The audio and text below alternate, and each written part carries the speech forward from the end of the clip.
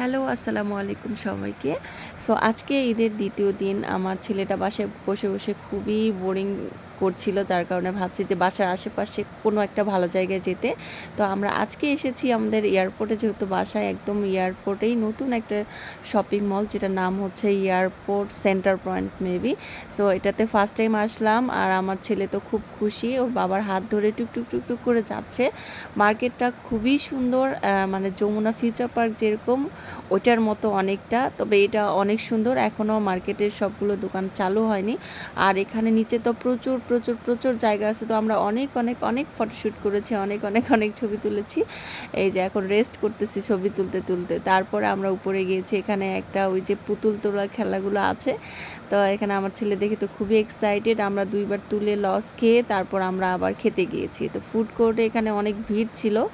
তো আমি এখানে বসেছিলাম অনেকক্ষণ, অর্ডার দেওয়ার পর খাবার দাবার চলে আসলো, আমরা খাওয়া দাওয়া করছি। খাবার দাবার মোটামুটি দাম মোটামুটি ঠিক আছে, খুব বেশিও না কমও না। আমাদের খাবারগুলো আমরা দুটো বার্গার আর আর হচ্ছে ফ্রেঞ্চ ফ্রাই, একটা চিকেন ফ্রাই আর তিনটা ড্রিঙ্কস মিলে মনে হয় ১৩০০ টাকার মতো আসছিল। সো এই যে একটা পুতুল আবার তোলার খেলায় চলে গেছি, একটা পেরেছে। তারপর আরও আমার ছেলে ঘুরছে ঘুরছে ঘুরছে, অনেকগুলো কয়েন দিয়ে আমরা ১,০০০ টাকা শুধু এটার পিছনেই নষ্ট করে মাত্র একটা পুতুল পেয়েছি। বাচ্চা কাচ্চা আর কি করব, বাচ্চা কাচ্চার শখ পূরণ করতে হবে। সো ও তো খুব খুশি হচ্ছে, এখানে সেখানে যাচ্ছে, কিন্তু আমরা পাচ্ছি না, ব্যর্থ হয়ে একটা মাত্র পুতুল নিয়ে আমরা ঘুরছি। অনেকবার ওর বাবা চেষ্টা করতেছে কিন্তু হচ্ছে না।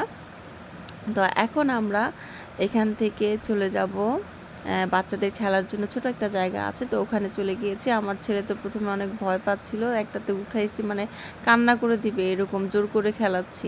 বাসায় একদম সব উলটপালট করে দেয়, কিন্তু ওখানে গিয়ে যে ওর কী হলো আল্লাহ জানে। তো এই যে খেলাধুলা করলাম, করার পর দিনটা মোটামুটি ভালোই কাটলো আমাদের। বাসায় চলে আসলাম। আল্লাহ হাফেজ।